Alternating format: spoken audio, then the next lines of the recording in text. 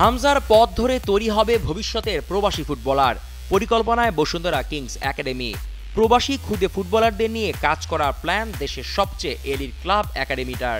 Bashundhara Diapant এখন আরো উন্নত। এই hot air through top sheet দ্রুত শোষণ করে সোনামণিকে দেয় কোমল অনুভূতি। 2025 সাল দেশের ফুটবলে এক নতুন দিগন্তের সূচনা ঘটেছে।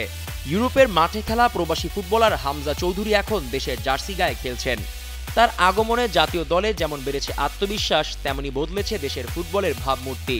তবে একজন হামজায় বদল সম্ভব নয়, এমনটাই বললেন বসুন্ধরা কিংস একাডেমির টেকনিক্যাল ডিরেক্টর। আর সেখানেই আসে একাডেমির নতুন পরিকল্পনা।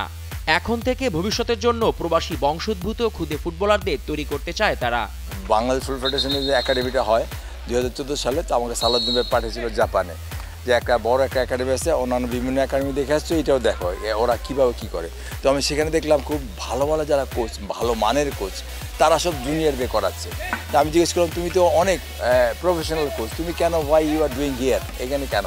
তখন বলতেছে যে আমাদের যত ভালো মানের কোচ সব হচ্ছে গ্রাসরুট লেভেল, নিচের দিকে, ফান্ডামেন্টাল জিনিসগুলো ভালো করার জন্য তাদেরকে দেওয়া হয়। আরেকটা জিনিস হচ্ছে, যারা একটু সিনিয়র এবং ভালো কোচ, যারা সিনিয়র কোচ, যেমন আমি সব কোচদের সাথে আলাপ করছি, কোচদের বলে এটা একটা চ্যালেঞ্জিং, ওরা কথা শুনতে চায় না। ওদের যে স্টেজটা হচ্ছে ফান ফেজের, তো 6 to 9 ইয়ার্স 10 ইয়ার্স ওল্ড, এই ফান ফেজের কিছু ক্যারেক্টারিস্টিক আছে যাদেরকে এই কন্ট্রোল করার জন্য ওগুলো জানতে হয়। আমি কন্ট্রোল করার জন্য যেগুলো করি ওরা কিন্তু মানে এমনকি ওরা প্যারেন্টসের চেয়ে বেশি আমাকে মানে। সুতরাং ওই প্রসেসগুলো জানলে তাহলে অবশ্যই এই চ্যালেঞ্জটা ইজি হয়ে যায়। যার জন্য সবাই বলছে আমি আপনাদের জুনিয়রদের নেন, বাচ্চাদের নিয়ে করেছি, আমি বাচ্চাদের আমি এনজয় করতেছি ডেফিনেটলি। যে যখন হামজা ইংলিশ লিগে খেলে, একটা বড় একটা খেলোয়াড় এখানে আসছে, সুতরাং বাংলাদেশে যত বংশোদ্ভূত প্লেয়ার আছে, যেখানে যারা আছে ফরেন প্লেয়ার কিন্তু দেশি, তারাও আগ্রহী। আমরা যখন বাইরে থেকে, যেমন আমার ছেলেমেয়েরা বাইরে থেকে, তাদের ফিলিংস দেশের প্রতি আপনার চিন্তাই করতে পারবেন না।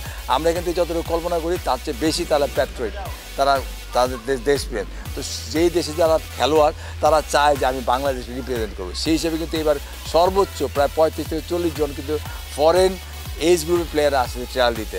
এটা আমাদের জন্য কিন্তু বড় পাওয়া।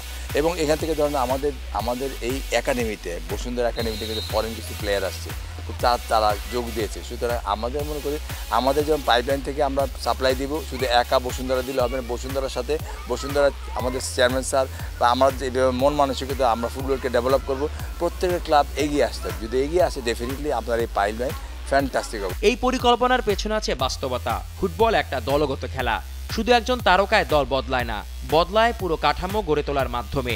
তাই ভবিষ্যতের হামজাদের গড়ে তোলার জন্য শুরু হয়েছে কাজ এখন থেকেই। বসুন্ধরা কিংসের এই একাডেমি শুধু দেশীয় কিশোরদের নয়, বরং বিশ্বজুড়ে ছড়িয়ে থাকা বাংলাদেশের পরিবার থেকে আসা শিশুদের প্রতিও দৃষ্টি দিচ্ছে। ইউরোপ, আমেরিকা বা মধ্যপ্রাচ্যে বেড়ে ওঠা বাংলাদেশি বংশোদ্ভূত শিশুরা যারা ফুটবল খেলছে, তাদের সঠিক গাইডলাইন, প্রশিক্ষণ ও প্ল্যাটফর্ম দিতে প্রস্তুত একাডেমি। এই উদ্যোগের লক্ষ্য একটাই, দেশের পতাকাকে আরও উঁচুতে নিয়ে যাওয়া, দেশীয় ফুটবলের গতি বাড়ানো এবং প্রবাসী ফুটবল সম্পদকে কাজে লাগানো। জিসান আহমেদ, কালের কণ্ঠ।